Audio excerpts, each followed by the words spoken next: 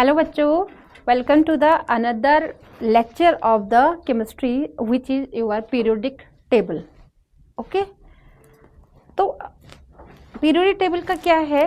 Periodic table is a very important topic, लेकिन उससे पहले हमें क्या करना है, हम पीरियोडिक टेबल को का चार्ट देख लेते हैं, पढ़ लेते हैं, but before discussing all the things कुछ टर्मिनोलॉजी ऐसी होती है जो हमें क्लियर करनी ही करनी है, बिना उसके हमारा पीरियोडिक टेबल में क्वेश्चन सॉल्व नहीं होगा।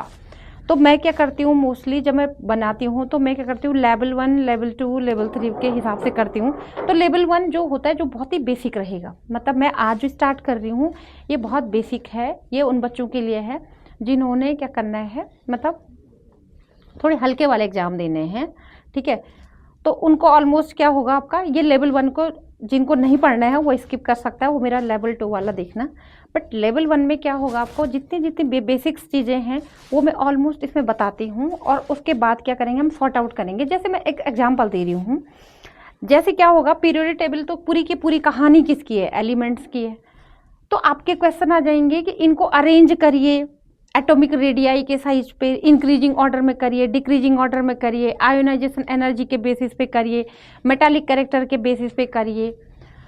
तो कुछ पॉइंट्स ऐसे होते हैं जो जो बिल्कुल कॉमन हैं, जो कॉमन रहते हैं इनके। तो आपका क्या करना है, पहले वो चीज़ें आनी चाहिए आपको, ठीक है। ओके, तो सबसे पहले आपका जो पीरियोडिक टेबल है, इसका मैं एक हल्का सा अगर इंफ्रास्ट्रक्चर बनाऊँ, है ना, उसको इंफ्रास्ट्रक्चर ही बोले कहेंगे पीरियोडिक टेबल का। तो it is something like this, ठीक है। मैंने पीपीटी नहीं बनाया, मैंने आपको हाथ से ही मैं ड्रॉ करके दिखा रही हूँ, जो कि आपको फील आ जाए, ठीक है। ओके, ये कुछ ऐसा बॉक्स जैसा क्या रहता है, हमारा पीरियोडिक टेबल रहता है। बॉटम में हमारी ये 2 और कॉलम रहेंगे आपके, ठीक है। इनको हम बाद में डिस्कस करेंगे, ठीक है, इनको। तो पीरियोडिक टेबल में देखोगे आप, यहाँ पर एस लिखा होगा, यहाँ पर पी लिखा होगा, और यहाँ पर क्या लिखा होगा, आपका डी लिखा होगा, ठीक है। और ये यहाँ है आपके एफ। तो यहाँ क्या हो रखे हैं, एलिमेंट्स अरेंज हो रखे हैं, देखा होगा आपने चार्ट में, यहाँ एलिमेंट अरेंज हो रखे हैं। तो एस का मीनिंग क्या हो गया कि ये आपके क्या हो गए, एस ब्लॉक के एलिमेंट हो गए। जैसे कॉलोनी में रहता है ना, A block, B block, C block, तो ऐसे क्या हो गए, एस ब्लॉक के एलिमेंट ये हो गए, पी ब्लॉक के एलिमेंट ये हो गए, ठीक है। और ये आपके डी ब्लॉक के एलिमेंट्स यहाँ अरेंज हैं, ठीक है। और यहाँ पर ये क्या है, आपके ए ब्लॉक के एलिमेंट अरेंज हैं। ओके, अब 1 बाय 1 हम चीज़ों को समझेंगे। What is S, what is D, what is P and what is F, ठीक है। तो मुझे ऐसा लगता है कि आपने 9th 10th में क्या पढ़ा होगा, स्ट्रक्चर ऑफ एटम जब पढ़ा होगा तो उसमें होगा कि ये आपका न्यूक्लियस है, पढ़ा है ना। सेंटर में आपका क्या होता है, न्यूक्लियस होगा, और न्यूक्लियस के पास क्या होंगे आपके, ये ऐसे देखो सर्कल सर्कल में क्या होंगे आपके, ये आपका कुछ ऐसा अरेंज होगा। तो न्यूक्लियस के पास जो पहली सेल होगी उसका नाम है के, पता है ना इतना। उसके बाद जो दूसरा सेल होगा वो होगा एल, फिर होगा एम, और लास्ट में, लास्ट क्या एम एन ओ भी होता है, बट आप यहाँ तक पढ़िए कि ये आपका क्या है, ये आपके सेल हैं, इनको बोलते हैं, लिख लो, इसको बोलते हैं सेल। आई थिंक कोस समथिंग बोलते हैं इसको हिंदी में। तो K shell, L shell, M shell, N shell. के जो होता है ये न्यूक्लियस के बहुत ही पास होगा, न्यूक्लियस के नियरेस्ट जो केस है, सेल है, वो आपका के सेल है। और न्यूक्लियस से जो आपका फार अपार्ट है उसको हम कहेंगे एन सेल। न्यूक्लियस के जो सबसे पास है वो आपका क्या होता है, के सेल होता है। और के सेल आपका क्या होता है, स्मॉल होता है, बहुत छोटा होता है साइज का, ठीक है। फिर आपका एल सेल जो होगा वो आपका क्या होगा, ग्रेटर देन के होगा, के से थोड़ा सा लार्ज साइज का होगा। तो ये होगा कि L shell is greater than K shell, ठीक है। ऐसे आपका जो एम सेल होगा, ठीक है, एम सेल जो होगा वो आपका क्या होता है, ग्रेटर देन व्हाट, आपका एल सेल। सेम जो एन सेल होगा it will be greater than M shell. Means जब आप न्यूक्लियस से दूर जाते रहते हो तो इन सेल के साइज क्या होंगे आपके, इंक्रीज होते जाते हैं। ओके, तो K shell, L shell, M shell, N shell, इनकी हल्की सी एक आइडिया आ गया आपको कि इनके साइजेज क्या होंगे। अच्छा, अब सपोज दैट आपका क्या होता है, मैं एक चीज बताती हूँ कि मैंने क्या कहा कि के क्या होता है आपका, स्मॉल होता है। जस्ट इमेजिन करिए कि आपके घर में एक छोटा सा रूम है, ठीक है, उसमें एक ही बेड अरेंज होता है, सपोज एक ही बेड अरेंज होता है, तो इसको बोला कि स्मॉलेस्ट सेल है ये, ठीक है। अब इस के सेल का साइज बहुत छोटा है, इसके अंदर एक आपका क्या है, देखो, तो के सेल के अंदर एक स्मॉल रूम है, तो उसको हम बोलते हैं ऑर्बिटल, या सेल के अंदर जो चीज होगी उसको हम बोलते हैं सब सेल। तो देखो प्राइमरी में हम क्या पढ़ते हैं, जब हम बहुत पहले जैसे 9th 10th में हम सेल वेल की नॉलेज पढ़ते हैं ना, तो हम बोलते हैं ना कोष उपकोष कुछ बोलते हैं ना, इनको सेल, सब सेल, उप सेल बोलते हैं। सेल आई थिंक हिंदी में भी सेल ही बोलते हैं। तो आपका क्या हो जाएगा, इस सेल का, के सेल का एक आपका सब सेल होगा जिसको कि हम आगे जाके 11th में ऑर्बिटल बोलते हैं। ओके, तो के सेल में एक ऑर्बिटल होता है which is called S, which is called S, और एस में मैक्सिमम नंबर ऑफ इलेक्ट्रॉन होते हैं 2। मैक्सिमम, ये एक एक चीज लिखना है, मैक्सिमम नंबर ऑफ इलेक्ट्रॉन्स होते हैं 2। जो के सेल है वो स्मॉलर है, ये न्यूक्लियस के सबसे पास वाला सेल है which is smaller in size. उसके अंदर एक और सब सेल है which is also called what, orbital, और उस ऑर्बिटल में 2 इलेक्ट्रॉन होते हैं। इतना क्लियर हो गया? ओके, इसका मतलब इसमें एस में मिनिमम इलेक्ट्रॉन कितना होगा, मिनिमम नंबर ऑफ इलेक्ट्रॉन होगा 1। भाई अगर एक रूम में 2 लोग रहते तो मिनिमम कितना होगा, 0, बट 0 नहीं, का हम नंबर के पार्ट में करेंगे तो मिनिमम होगा 1 और मैक्सिमम होगा 2। इसका मतलब जो एस ऑर्बिटल है उसमें मैक्सिमम नंबर ऑफ इलेक्ट्रॉन्स होंगे 2। इतना आप समझिए, क्योंकि आपको क्या करना है, कंपटीशन के हिसाब से पढ़िए आप इन चीज़ों को कि आपका जो के सेल है उसके अंदर एक सब सेल होता है और के सेल इज स्मॉलर, तो आपका क्या होगा, उसमें नंबर ऑफ इलेक्ट्रॉन्स होते हैं 2। Maximum is 2, minimum is 1। Okay, अब ये समझो आप, इसका मतलब मिनिमम 1 मैक्सिमम 2। ऐसे ही आप चलिए, के के बाद आती है एल सेल, एल सेल, ठीक है। एल सेल को मैंने कहा कि के से थोड़ी सी लार्जर होती है साइज में, ठीक है। तो इसके अंदर क्या होते हैं, 2 सब सेल होते हैं। के अंदर क्या होते हैं, 2 सब सेल। जैसे इसके अंदर एक रूम था, एक बेड था, ऐसे ही एल के अंदर क्या होते हैं आपके, 2 होते हैं, 2 बेड हो गए, 2 रूम, 2 हो गए, ठीक है। तो इसको बोलते हैं एस ऑर्बिटल और इसको बोलते हैं पी ऑर्बिटल। 2 सब सेल या 2 ऑर्बिटल, ठीक है। तो पहली ऑर्बिटल का नाम है एस, दूसरी का नाम है पी। अच्छा, एस में मैक्सिमम कितने इलेक्ट्रॉन रह रहे हैं, 2। एस में कितने रह रहे हैं इलेक्ट्रॉन, 2। तो पी में होते हैं आपके 6, 2 इसमें, 2 इसमें, 2 इसमें, पी में कितने होते हैं 6। तो टोटल इलेक्ट्रॉन कितने हो गए एल में, 8। एस के अंदर इसके अपने 2 बेड हैं, ठीक है। तो उसमें एक का नाम है एस, एक का नाम है पी। तो एस ऑर्बिटल में 2 इलेक्ट्रॉन मैक्सिमम, पी ऑर्बिटल में कितने हैं आपके 6। तो टोटल नंबर ऑफ इलेक्ट्रॉन्स इसमें एल में कितने हो गए 8। तो 8 नंबर इलेक्ट्रॉन होगा इसका मैक्सिमम, ठीक है। और 0 क्या होगा आपका, मिनिमम होगा। मतलब एटलीस्ट 0 मिनिमम, मतलब पी में आपका 1 इलेक्ट्रॉन भी हो सकता है, 2 भी, 3 भी, 4 भी, 5 भी, 6 भी, 7 भी, 8 के बाद इलेक्ट्रॉन नहीं बैठेगा। ओके, है ना। अब क्या होगा आपका, के एल हो गया। अब एम, चलिए ये कह रहा है इसे लिटिल बिट इससे लार्जर होगा। तो एम में क्या होते हैं आपके, एम जो सेल होता है उसमें 3 ऑर्बिटल होते हैं, 3 ऑर्बिटल या 3 सब सेल होंगे, नेमली एस, पी और डी। देखो एस में कितने इलेक्ट्रॉन हो गए, 2। अब ये मैं पी को 3 पार्ट में क्यों ब्रेक कर रही हूँ, जब मैं एटॉमिक स्ट्रक्चर बताऊंगी तब बताऊंगी। तो पी में कितने होते हैं 6, और डी में कितने होते हैं आपके, डी में होते हैं 1 2 3। अभी बस ड्रॉ करिए अब, है ना। जो बच्चा बिल्कुल प्राइमरी लेवल में सीख रहा है वो अभी बस नोट करना, जिसने पढ़ लिया होगा भाई 11th में एटॉमिक स्ट्रक्चर उसको समझ में आ रहा होगा। तो S में 2 इलेक्ट्रॉन, P में 6, D में कितने हो गए 10। तो इतनी नॉलेज तो हो गई कि S में कितने इलेक्ट्रॉन होते हैं 2, P में कितने हो गए 6, D में कितने हो गए 10। क्लियर हो गया। तो एक समरी निकली कि S जो आपके S ब्लॉक एलिमेंट, अभी देखो S ब्लॉक एलिमेंट यहीं से डिराइव हुआ। S में मिनिमम इलेक्ट्रॉन होगा 1 और मैक्सिमम कितना होगा 2। P में देखो कैसे होगा, 1 भी हो सकता है, 2 भी हो सकता है, 3 भी हो सकता है, 4 भी हो सकता है, 5वां भी हो सकता है, 6ठा भी हो सकता है ना। तो मैंने ये नंबर थोड़ी सी मिस्टेक कर दी। देखो हर एक में एक एक होगा, एक ये होगा 1 1 1 1 करके। P में मैक्सिमम कितने जाएंगे 6। P में 7वां इलेक्ट्रॉन कभी भी फिल नहीं होता है और D में होंगे कितने 10। अच्छा अब चले हम थोड़ी सी, इतना हमको पता हो गया कि S में 2 इलेक्ट्रॉन, P में 6 इलेक्ट्रॉन और D में कितने होते हैं 10 इलेक्ट्रॉन। ओके अब देखो मैंने क्यों बताया कि ये पीरियोडिक टेबल लर्न करने का मेथड है। देखो S में मैक्सिमम कितने इलेक्ट्रॉन है, देखो सोचा 2 इलेक्ट्रॉन है ना।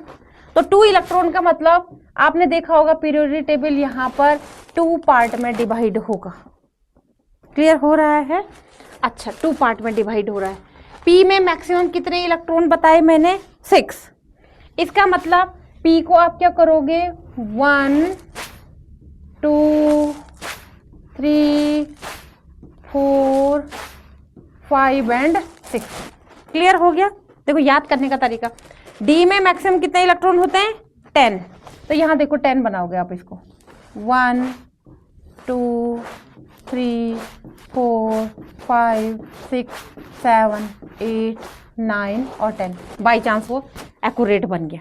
ओके तो इसका मतलब देखो टोटल कितने हो गए हैं आपके, कितनी रो हो गई, देखो 1 2 10 ये हो गई, 10 + 2 = 12 और 6 ये हो गई। तो कितने हो गए आपके 18 आपके क्या हो गई हैं 18 क्या हो गई हैं रोज बन गई हैं।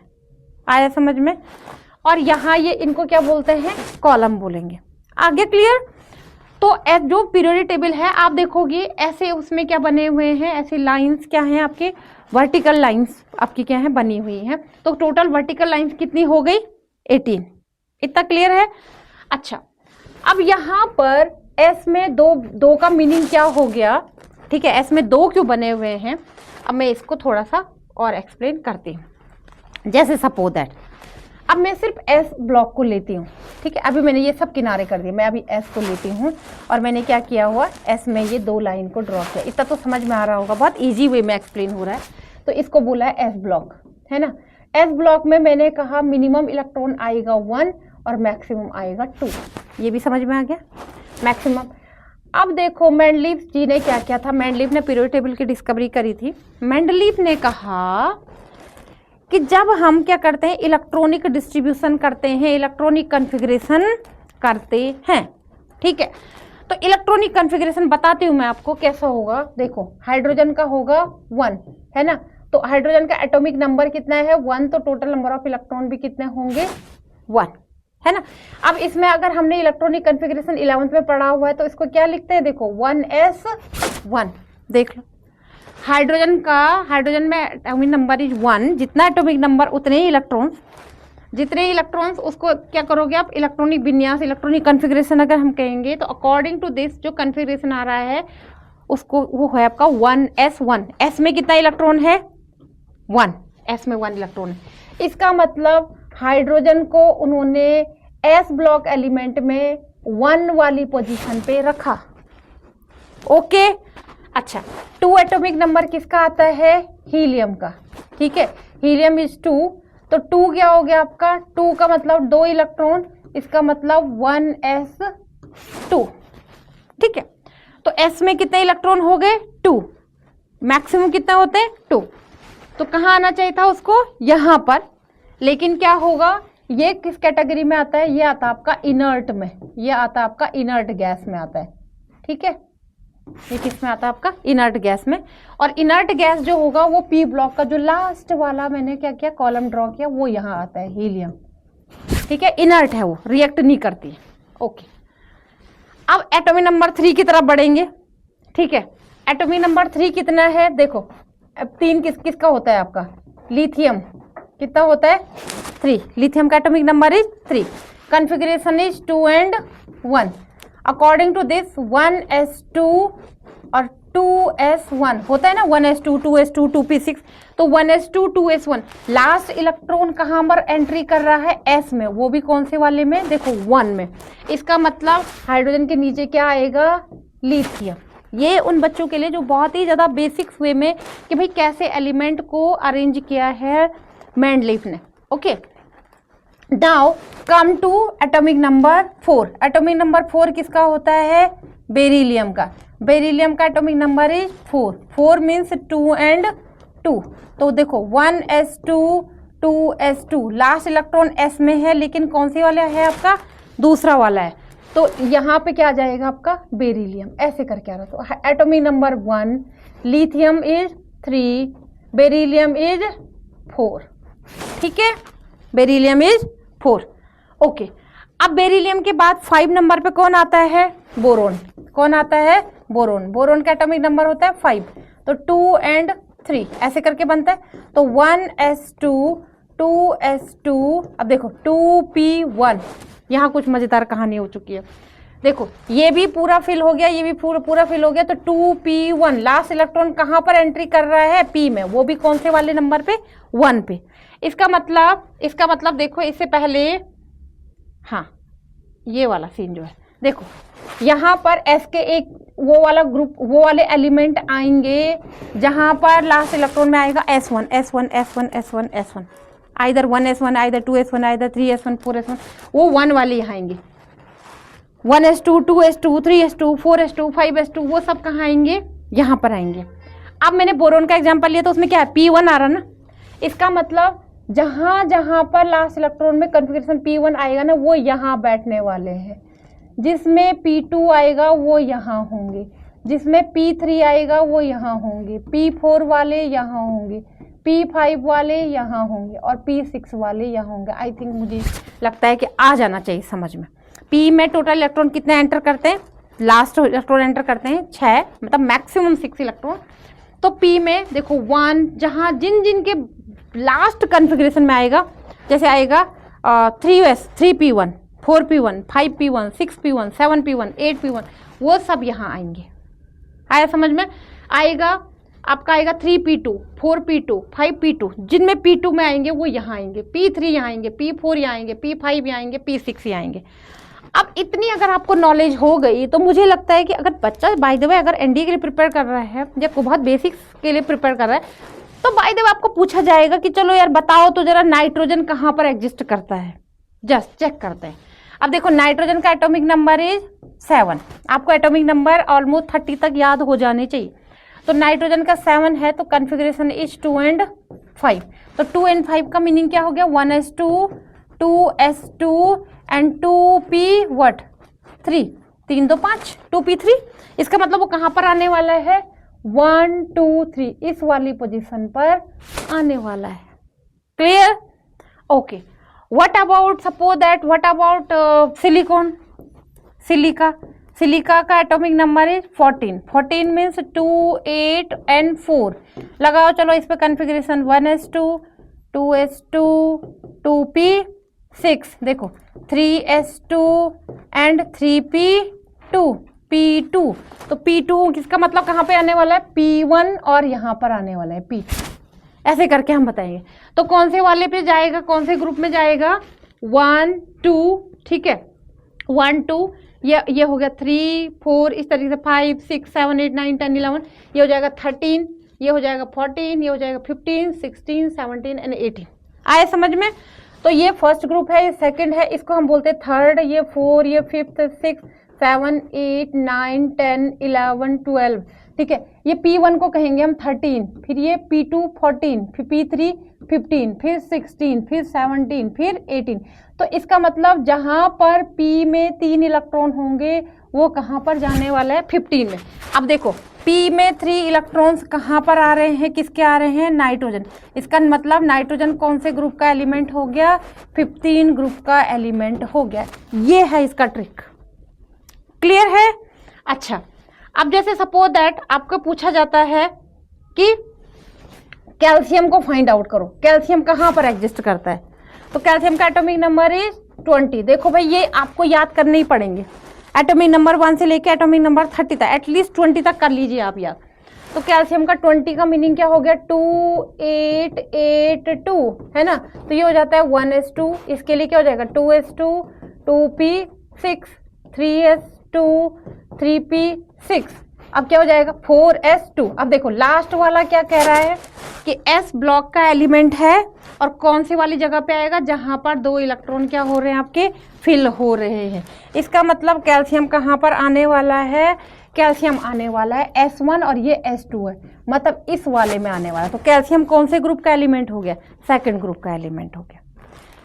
तो ये बड़ा बेसिक क्वेश्चन रहता है कि कौन सा एलिमेंट कौन से ग्रुप का है। तो आई होप मैंने जो ये पढ़ाया है ये बता देगा कि यहाँ इस वाले टॉपिक से क्या क्लियर हुआ कि विच ग्रुप, ठीक है, which group and which element, ये वाला कॉन्सेप्ट तो क्लियर हो गया आपका कि कौन सा ग्रुप कौन सा एलिमेंट, ये एलिमेंट कौन से ग्रुप का है।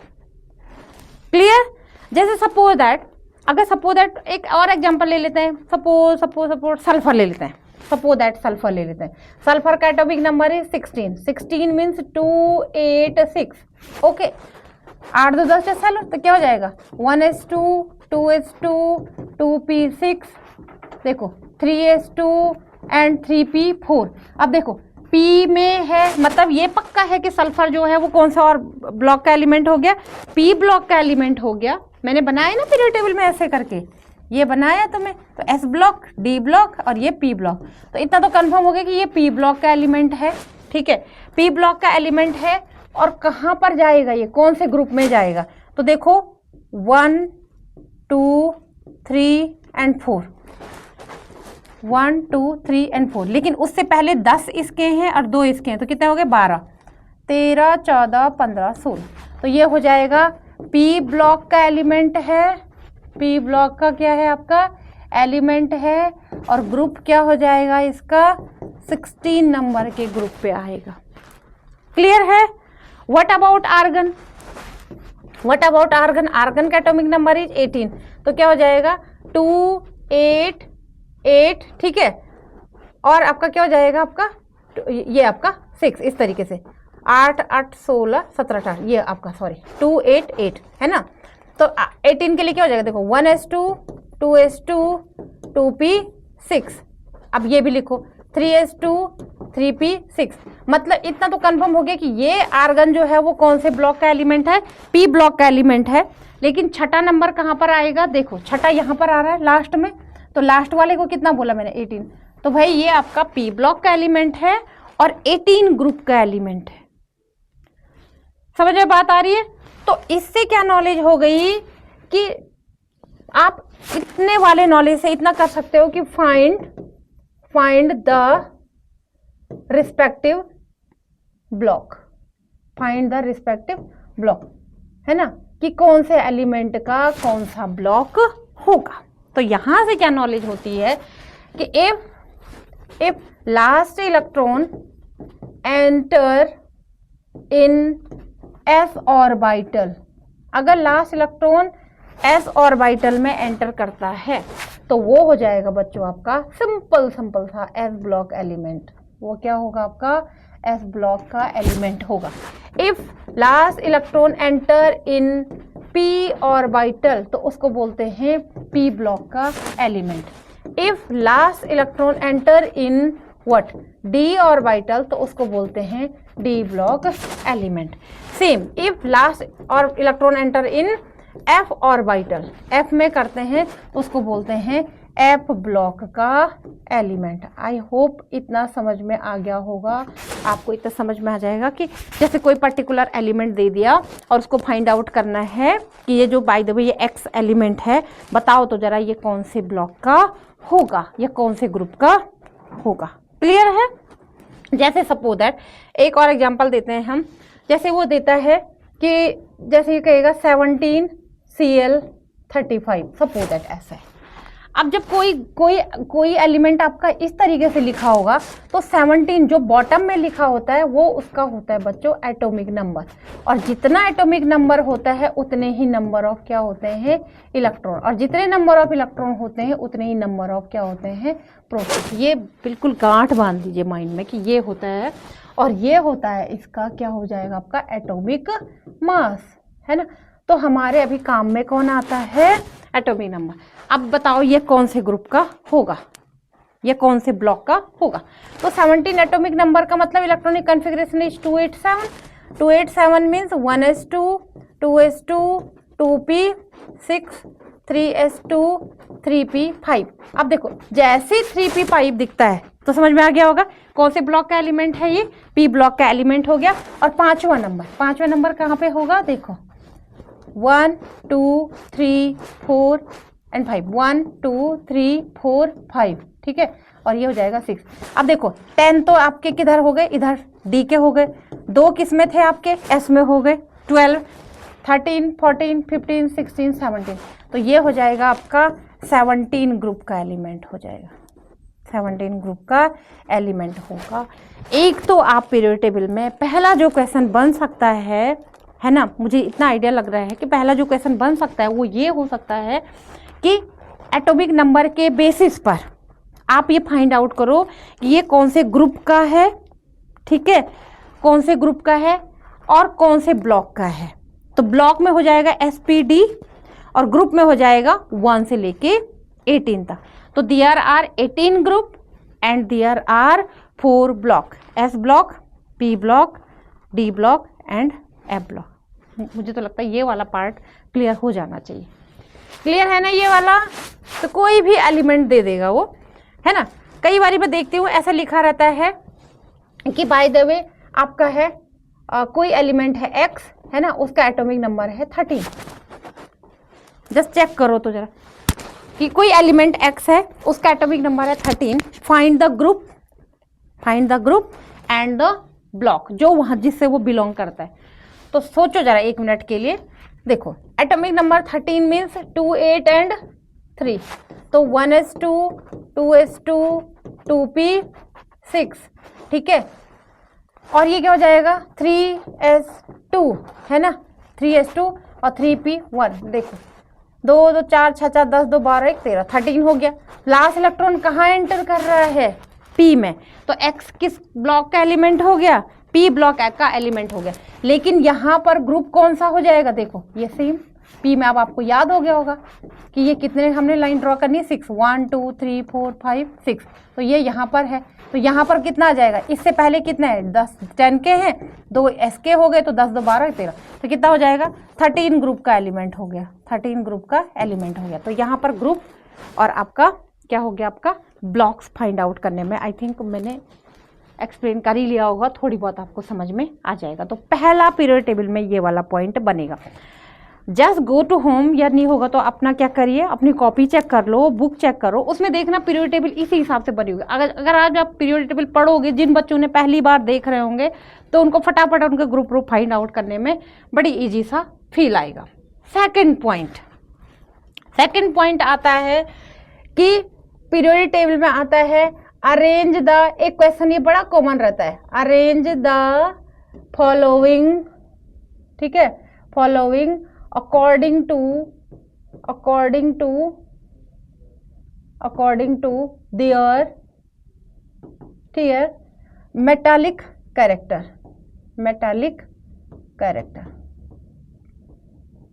ठीक है।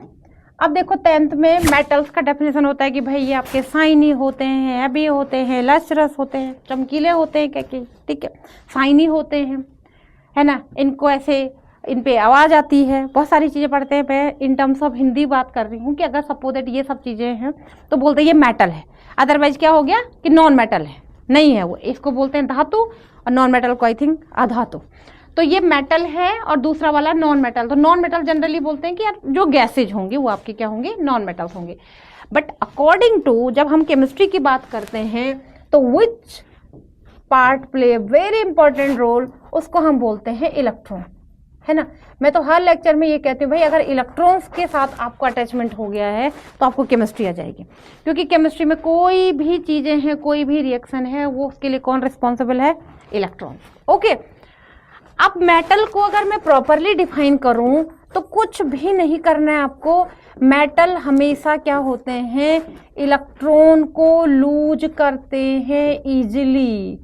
जो इलेक्ट्रॉन को इजीली लूज करेगा वो मेटल होगा। जो इलेक्ट्रॉन को क्या करेगा?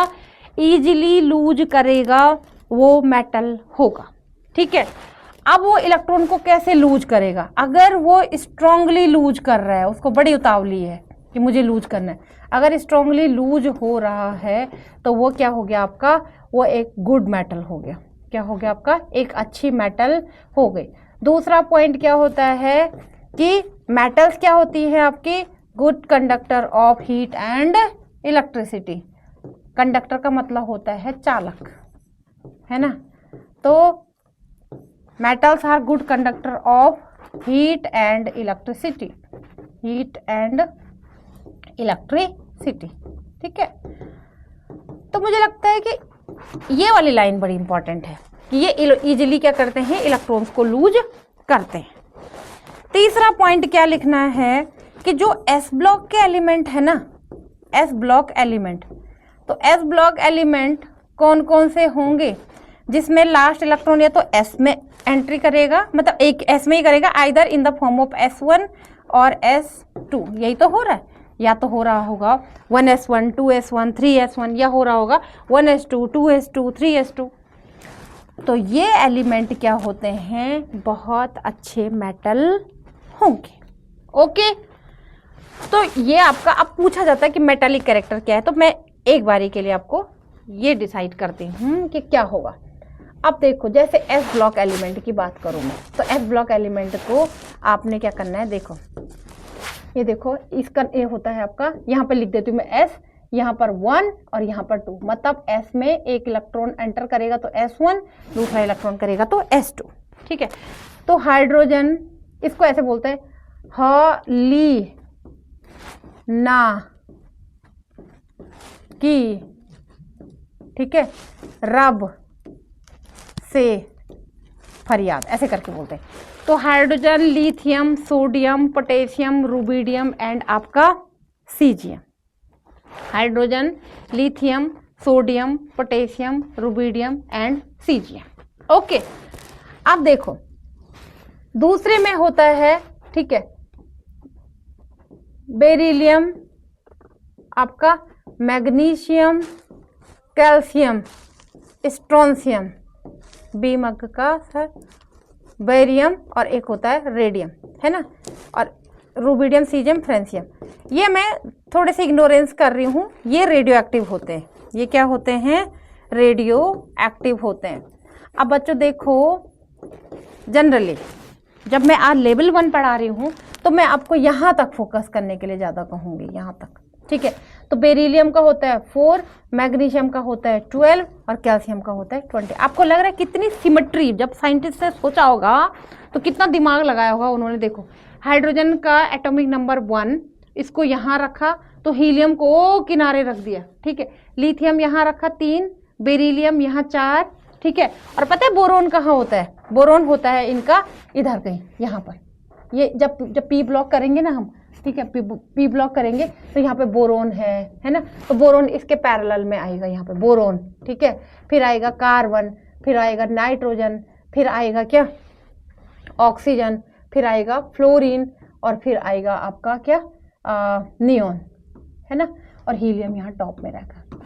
ऐसे करके रहता है। देखो, lithium 3, beryllium 4, boron 5, carbon 6, nitrogen 7, oxygen 8, fluorine 9, neon 10। ठीक है, अब आपके माइंड में आ रहा होगा कि बेरिलियम के बाद बोरोन को तो यहाँ होना चाहिए था, यहाँ क्यों रखा? ये इधर क्यों नहीं रखा इसको, है ना, यहाँ क्यों रखा? तो इसका रीजन बताती हूँ कि बोरोन का एटॉमिक नंबर इज 5, इसका मतलब कॉन्फ़िगरेशन इज 2 and 3, तो इसको कहोगे 1s2 2s2 एंड 2p1। देखो, लास्ट इलेक्ट्रॉन कहाँ एंटर कर रहा है? p में। इसका मतलब ये एस ब्लॉक एलिमेंट भी नहीं है, डी भी नहीं है, ये कौन से ब्लॉक का एलिमेंट है, पी ब्लॉक का एलिमेंट है, इसलिए इसको किनारे रखा पी, और पी में है तो कौन सी वाली पोजीशन पे रखा, देखो 1 पे। आगे अब समझ में, कार्बन का 6 हो गया, तो 6 का मतलब क्या हो गया, 2 और 4। तो देखो मैं एक दो बनाऊंगी फिर और बनाते रहना, 1s2 2s2 2p2। देखो कार्बन कौन से ब्लॉक का एलिमेंट है, पी का, और लास्ट इलेक्ट्रॉन एंट्री कर रहा है 2, तो यहाँ पे सेकंड वाला यहाँ, ठीक है। ऐसे आप नाइट्रोजन के लिए बनाना, नाइट्रोजन के लिए 7, आप क्या देखो मैं सारे बना के दे रही हूँ आपको, 2 और 5, तो 1s2 2s2 एंड 2p3। देखो नाइट्रोजन कौन से ब्लॉक का एलिमेंट हो गया, पी ब्लॉक का एलिमेंट हो गया, और कौन सा वाला हो गया, 2p3, मतलब ये यहाँ पर आएगा। तो यहाँ 10 2 12, तो ये हो जाएगा 13, ये हो जाएगा 14, ये 15 16, ऐसे करके भाई देख लो, आप आइडेंटिफाई कर लो। Clear, okay. अब देखो ये ऐसा हो गया, तो मैं अभी अगर सिर्फ एस ब्लॉक की स्टडी करवाऊँ आपको, तो एस ब्लॉक की स्टडी में 2-3 चीज़ें डिस्कस करते हैं। पहला डिस्कस करते हैं मेटालिक कैरेक्टर। पहला क्या डिस्कस करेंगे इसमें, मेटालिक कैरेक्टर, ठीक है। अब मेटालिक कैरेक्टर क्या हो गया, इलेक्ट्रॉन को लूज करने की टेंडेंसी। अभी मैंने पहली स्लाइड में यही तो बताया आपको कि मेटल का मतलब जो इलेक्ट्रॉन को इजीली लूज करेगा। अब क्यों कर रहा है ये इलेक्ट्रॉन को इजीली लूज, तो देखो जरा इसका रीजन जानते हैं।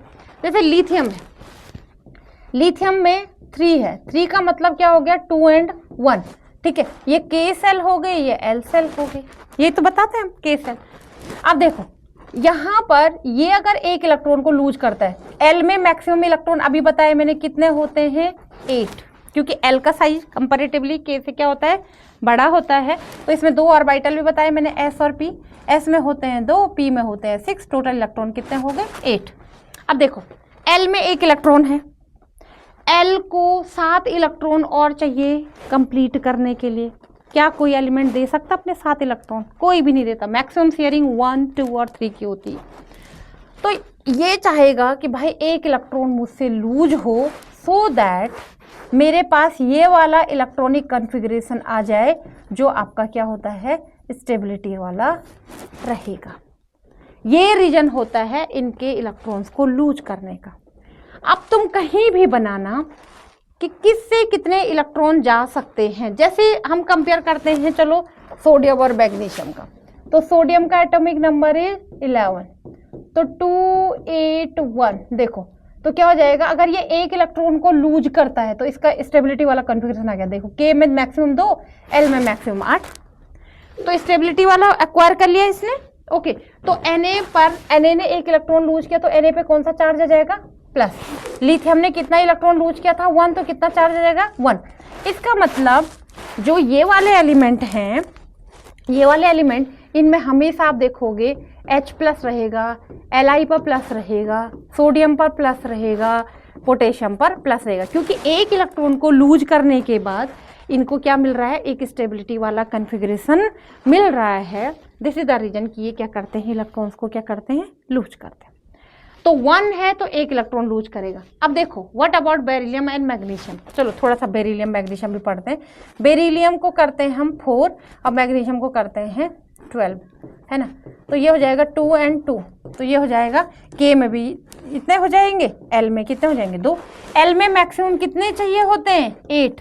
क्या इसको कोई और 6 इलेक्ट्रॉन देगा, answer is no. Maximum sharing होगी 1 2 3, तो इसको 6 इलेक्ट्रॉन कौन देगा इसका ऑक्टेट कंप्लीट करने के। तो ये कहेगा चलो यार 2 इलेक्ट्रॉन को लूज करके मैं क्या हो जाता हूँ, स्टेबिलिटी वाला कॉन्फ़िगरेशन एक्वायर करता हूँ। तो बेरिलियम पे आप देखोगे +2 चार्ज होता है। मैग्नीशियम का 12 हो गया, तो 282। देखो के सेल एल सेल कंप्लीट है, एम सेल में तो आपको क्या चाहिए, ज़्यादा इलेक्ट्रॉन चाहिए। यहाँ 2 इलेक्ट्रॉन, तो कहेगा चलो अगर 2 इलेक्ट्रॉन को लूज करते हैं तो मुझे 2 और 8 का कॉन्फ़िगरेशन मिल जाएगा। दैट्स वाई मैग्नीशियम पे देखोगे आप +2 चार्ज होगा। आ रहा है ना समझ में, क्लियर हो रही चीज़ें। तो बेरिलियम पे हो जाएगा +2, मैग्नीशियम पे होगा +2, कैल्शियम पे होगा +2, स्ट्रोंशियम पे होगा +2, बेरियम पे होगा +2। आया समझ में।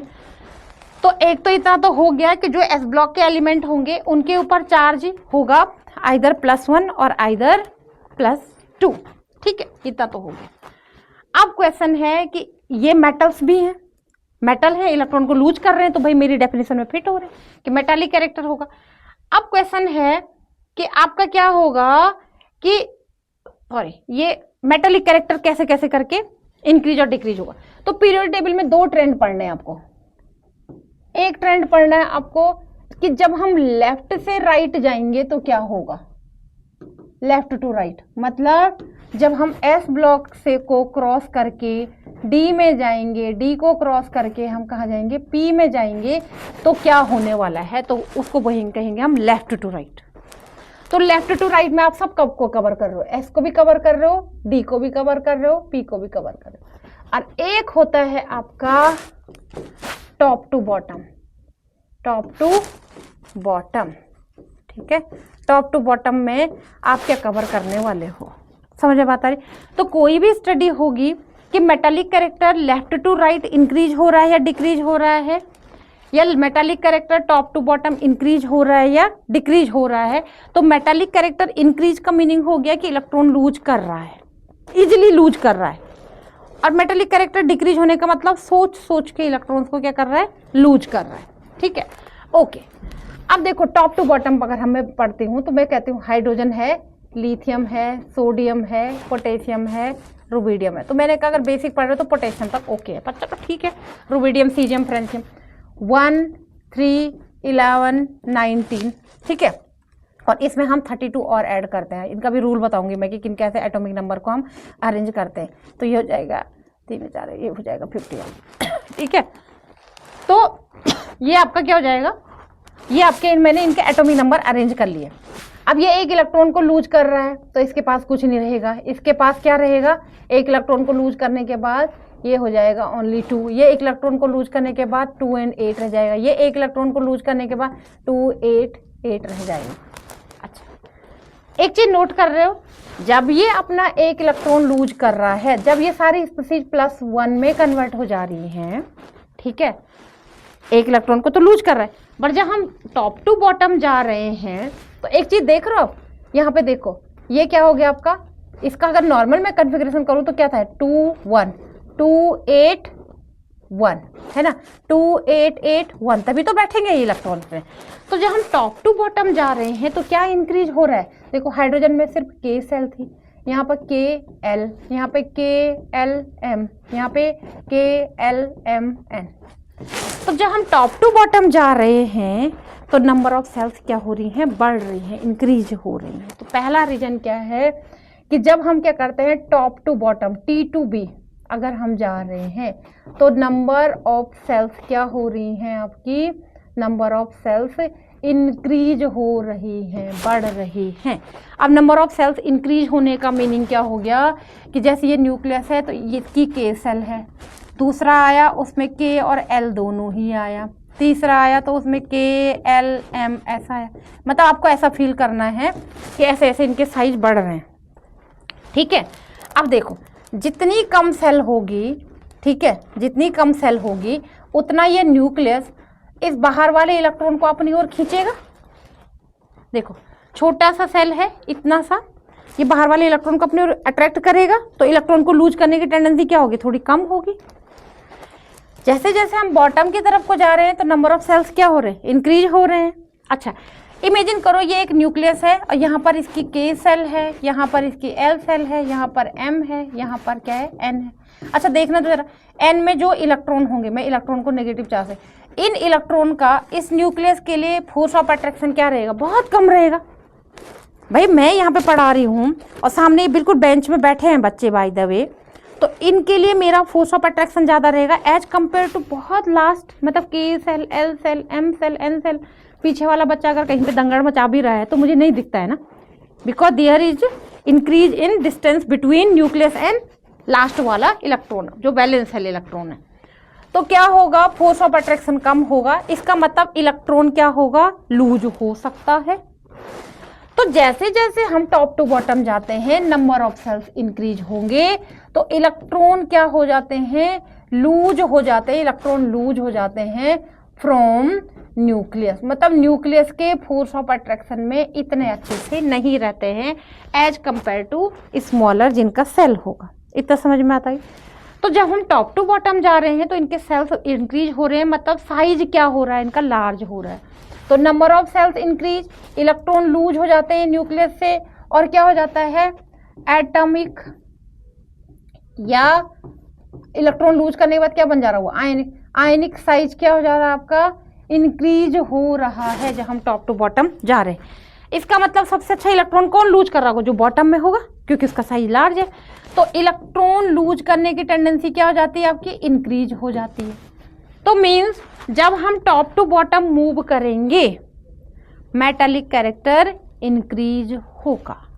आई बात समझ में कि जब हम क्या होगा कि जब हम टॉप टू बॉटम क्या करते हैं, मूव करते हैं, तो पहली क्वालिटी क्या होगी आपकी कि जो मेटालिक कैरेक्टर होगा, मेटालिक कैरेक्टर मीन्स इलेक्ट्रॉन को लूज करने की टेंडेंसी, तो मेटालिक कैरेक्टर क्या होगा आपका, इंक्रीज होगा। आई थिंक समझ में आ गया होगा कि क्यों होता है, क्योंकि नंबर ऑफ सेल्स क्या हो जाती है आपकी, नंबर ऑफ सेल्स इंक्रीज होती हैं। जैसे जैसे साइज इंक्रीज होगा ये इलेक्ट्रॉन यहाँ आने के बजाय इमीडिएट क्या हो जाएगा, लूज हो जाएगा। तो मेटालिक कैरेक्टर धातु वाला जो गुण है उसका वो इंक्रीज हो जाएगा। हो गया समझ में। अब आएगा which is a good metal, which is a good metal, ठीक है, कौन होगा आपका, है ना। तो आएगा लिथियम, सोडियम एंड आपका पोटेशियम। कौन होगा, लिथियम, सोडियम एंड पोटेशियम। किसकी, अब देखो सबके सब इलेक्ट्रॉन लूज करते हैं, ये भी एक इलेक्ट्रॉन लूज करता है, ये भी एक इलेक्ट्रॉन लूज करता है, ये भी एक इलेक्ट्रॉन लूज करता है, मतलब सबके ऊपर चार्ज ये रहेगा। लेकिन नंबर ऑफ सेल्स किसकी ज़्यादा है, पोटेशियम की। ये इजिली क्या करेगा, इलेक्ट्रॉन को लूज करेगा। तो potassium is a good metal as compare to sodium, और sodium is a good metal as compare to lithium. सबके सब मेटल है, बट कौन स्ट्रॉन्ग, कौन अच्छी मेटल है। समझ में बात आ गई मेटालिक कैरेक्टर की। अब मेटालिक कैरेक्टर को हम करते हैं left to right, metallic character को करते हैं लेफ्ट टू राइट। अब देखो यहाँ मजेदार कहानी, ठीक है। लेफ्ट टू राइट में एक काम करते हैं, हम लेते हैं यहाँ पर सोडियम को 11, मैग्नीशियम को 12, ठीक है। अब यहाँ बीच में डी होता है, इधर एल्यूमिनियम आता है, पर मैं यहीं पे लिख देती हूँ। एल्यूमिनियम का होता है 13, सिलिकॉन का होता है 14, फॉस्फोरस का होता है 15, ठीक है। ऑक्सीजन का होता है आपका, ये सल्फर का होता है 16, है ना। क्लोरीन का होता है 17 और आर्गन का होता है 18। आई बात समझ में। ये अपने इस तरीके से अरेंज हो रखे हैं अगर हम लेफ्ट टू राइट जाएंगे। क्लियर। अब देखो इनकी कहानी पढ़ते हैं। ये क्या हो जाएगा, देखो इनके, देखो 2 8 1 इलेक्ट्रॉन ऐसे तो होंगे।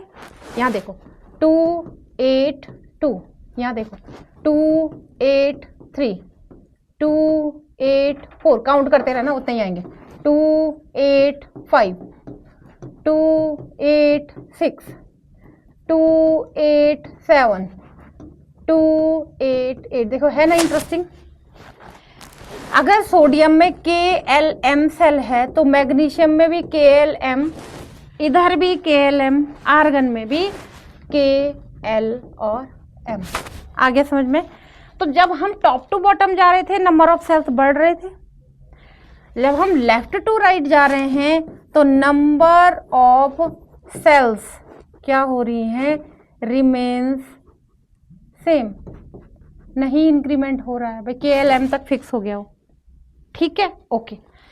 अब देखो सोडियम के पास जो न्यूक्लियस होगा उसमें 11 एटॉमिक नंबर है, तो जितने एटॉमिक नंबर उतने इलेक्ट्रॉन उतने ही प्रोटॉन।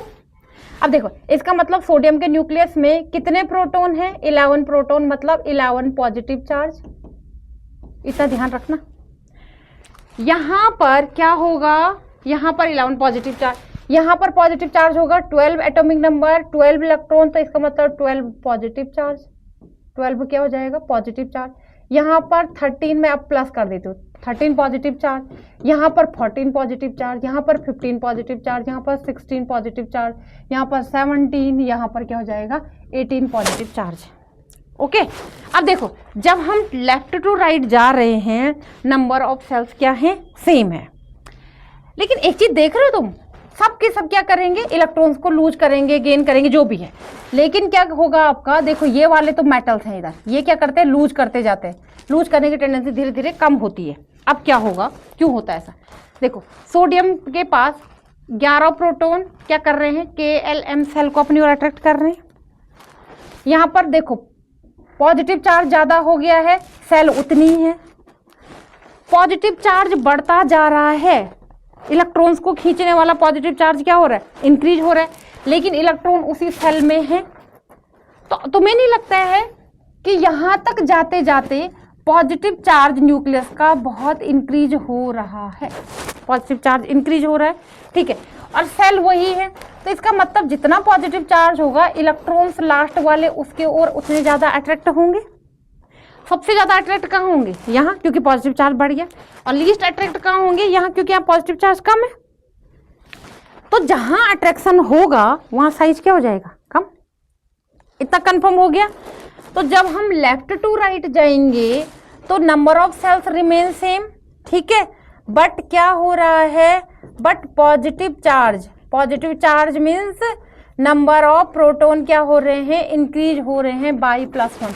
यहाँ पर 11 है, वहाँ 12, 13, 14, 15, मतलब बीच का जो पॉजिटिव चार्ज है इलेक्ट्रॉन को खींचने वाला वो बढ़ रहा है। तो इलेक्ट्रॉन क्या हो रहे हैं, लूज होने के बजाय क्या हो रहे हैं, अट्रैक्ट हो रहे हैं।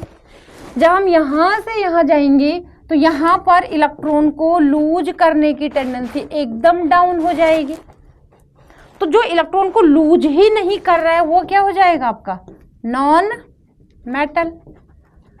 और जो यहाँ पर इलेक्ट्रॉन को लूज कर रहा है, पहले बताया था मैंने, सोडियम मैग्नीशियम सब इलेक्ट्रॉन को लूज कर रहे हैं, तो ये क्या हो जाएगा, मेटल। इसका मतलब जब हम लेफ्ट टू राइट जाते हैं मेटल से किस में कन्वर्ट हो जाता है, वो नॉन मेटल्स में।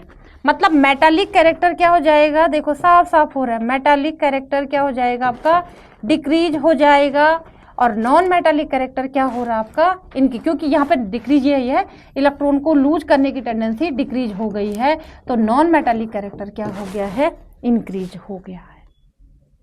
आगे समझ में। सेम हम जब लेफ्ट टू राइट जाएंगे तो साइज भी क्या हो जा रहा है आपका, कम हो जा रहा है ना, क्योंकि पॉजिटिव चार्ज बढ़ रहा है ना। तो यहाँ पे इमेजिन करो कि 11 पॉजिटिव चार्ज हैं बाय द वे, 1 2 3 4 5 6 7 8 9 10 11, यहाँ पर ये इतने पॉजिटिव चार्ज अट्रैक्ट कर रहे हैं, और एक टाइम पर आपके 18 है, 1 2 3 4 5 6, तो ज़्यादा फोर्स ऑफ अट्रैक्शन कहाँ लगेगा, ये वाला क्या करेगा, ये न्यूक्लियस का positive charge outer most electron को क्या करेगा, अट्रैक्ट करेगा। कब, जब नंबर ऑफ सेल्स क्या रहेंगी, सेम रहेंगी। आगे समझ में। तो इतना क्लियर हो गया होगा कि लेफ्ट टू, जब हम टॉप टू बॉटम जाते हैं मेटालिक कैरेक्टर इंक्रीज होगा, नंबर ऑफ सेल्स भी इंक्रीज होंगी। जब हम क्या करेंगे, जब हम टॉप टू बॉटम जाएंगे तो number of shells increase, metallic character increase. जब हम लेफ्ट टू राइट जाएंगे तो क्या हो जाएगा, नंबर ऑफ सेल्स सेम रह रही हैं, फोर्स ऑफ अट्रैक्शन ज्यादा हो रहा है न्यूक्लियस का आउटर मोस्ट इलेक्ट्रॉन से, तो क्या हो रहा है, मेटालिक कैरेक्टर स्लोली क्या हो रहा है, कम हो रहा है। यह क्या कर रहा है आपका, नॉन मेटालिक। इसलिए तो देखा होगा तुमने, कहते हैं ना कि ये क्लोराइड जो होगा, क्लोराइड पे कभी भी पॉजिटिव चार्ज नहीं होता, क्लोराइड पे क्या होता है, नेगेटिव चार्ज। मतलब ये क्या करते हैं, इलेक्ट्रॉन को गेन करते हैं, लूज नहीं करते हैं। तो इधर इधर देखो, ये सब इलेक्ट्रॉन देखो, 2 8 5, 5 वाला क्या करेगा, 3 इलेक्ट्रॉन को गेन करेगा। 3 इलेक्ट्रॉन गेन हो सकते हैं, आंसर इज यस। देखो 6 पर 2 इलेक्ट्रॉन गेन हो सकते हैं, 7 पर 1 इलेक्ट्रॉन, क्योंकि इनको 2 8 8 बनाना है। तो यहाँ से फॉस्फोरस, सल्फर, क्लोरीन, आर्गन, तो 2 8 8 इनर्ट बैठा पड़ा है। तो ये तीनों के तीनों क्या होंगे, आपके इलेक्ट्रॉन को गेन करने वाले एलिमेंट होंगे। तो ये क्या होंगे आपके, नॉन मेटल्स। ये क्या होंगे आपके, नॉन मेटल्स होते हैं। आई थिंक इतना क्लियर हुआ होगा थोड़े बहुत, ठीक है, कि किस तरीके से क्या होगा। तो देखो मैंने आज क्या बताया आपको, आज आपको बताया कि एक तो आपको फाइंड ग्रुप, फाइंड करिए ग्रुप, ठीक है, फाइंड क्या, SPDF ब्लॉक, ठीक है। फिर है आपका कि किसी को s orbital, p orbital, d orbital, f orbital क्यों कहेंगे, तो वो तो इसी में ही कंप्लीट हो गया। तीसरा है आपका साइज वेरिएशन, साइज कैसे अप होगा कैसे डाउन होगा, ये सब बता दिया। तो जब हम टॉप टू बॉटम जाते हैं तो साइज क्या होगा आपका, इंक्रीज होगा। और जब हम लेफ्ट टू राइट जाते हैं तो साइज क्या होगा आपका, डिक्रीज होगा, ठीक है, साइज इंक्रीज होगा। तीसरी चीज क्या बताइए आपको, मेटालिक कैरेक्टर। तीसरी क्या बताइए, मेटालिक कैरेक्टर, है ना, मेटालिक कैरेक्टर। एंड चौथी चीज बताइए आपको, नॉन मेटल्स, है ना। ओके, तो इसके नेक्स्ट वीडियो में जो पढ़ाने वाली हूं मैं, वो मैं पढ़ाऊंगी आयोनाइजेशन एनर्जी, आयोनाइजेशन एनर्जी। ठीक है, एक तो ये पढ़ाऊंगी, दूसरा पढ़ाऊंगी मैं इलेक्ट्रोनेगेटिविटी, इलेक्ट्रोनेगेटिविटी। ठीक है, आयोनाइजेशन एनर्जी हो जाएगा, इलेक्ट्रोनेगेटिविटी हो जाएगा, है ना, इलेक्ट्रॉन एफिनिटी हो जाएगा, है ना। तो इसमें बहुत स्लोली करके हम क्या करेंगे, इसको आगे पढ़ेंगे। तो ये अभी क्या था आपका, जितना भी ये आज पढ़ाया है इसको कहेंगे हम लेवल 1, मतलब बहुत बेसिक लेवल था, ये क्लियर होना मस्ट है। Without this period table is almost क्या हो जाती है, कन्फ्यूज हो जाती है। पर रट लेते हैं हम, टॉप टू बॉटम ये हो रहा है, लेफ्ट टू राइट ये हो रहा है, बट आना चाहिए कि उसमें अगर 6 रो बनी हुई तो क्यों बनी है, डी में 10 है तो क्यों बनी है, एस में 2 बनी है तो क्यों बनी है, और एफ में जो बॉटम में है उसमें होते हैं 14, पर ये बाद में पढ़ाएंगे, ये एनडीए वालों के लिए नहीं एप्लीकेबल है। ठीक है, ये हो जाएगा आपका जेईई एंड नीट के लिए। ठीक है, तो हम नेक्स्ट वीडियो में मिलते हैं। Okay then.